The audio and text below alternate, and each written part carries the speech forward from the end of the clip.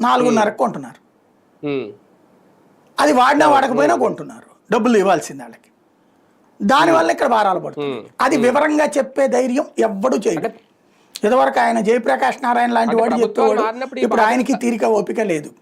అవును, అంటే ప్రభుత్వాలు మారదేందండి, ఎవడున్నా ప్రతి ఏడాది పెంచుతూనే ఉంటారు. జనం వెర్రి వెంగళప్పలు, ప్రతి ఒక్కరిని నమ్ముతాం మనం గుడ్డిగా.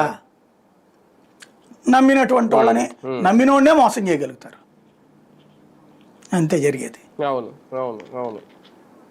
దీనికి ఇంకా పరిష్కార మార్గం ఏం లేదా సార్? రాజకీయ కోణంలో చూసి ఒకటి మీద ఒకటి అనుకోవడమేనా? రేపు పొద్దున సోలార్ లాంటివి వచ్చి నిజంగా ఇప్పుడు ఏదో సూర్యగర్ర ఇవన్నీ కేంద్రం తీసుకొస్తున్న పథకాలు అప్పుడు కంట్రోల్లో. ఇప్పుడు సోలార్కి ఇవాళకి కూడా వచ్చిన సమస్య ఏంటంటే, మనం మిగతాది గవర్నమెంట్ కనెక్షన్ తీసుకోకుండా సోలార్ పెట్టుకోవాలంటే పెద్ద పెద్ద బ్యాటరీలు పెట్టుకోవాలి.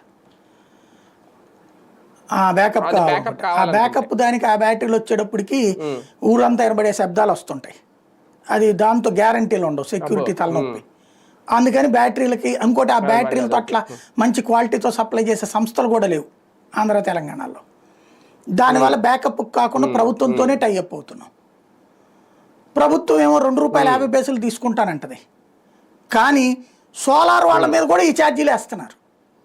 పాతయ్యని సోలార్ వాళ్ళ మీద కూడా వేస్తున్నారు, వదిలిపెట్టట్లేదు వాళ్ళ మీద కూడా.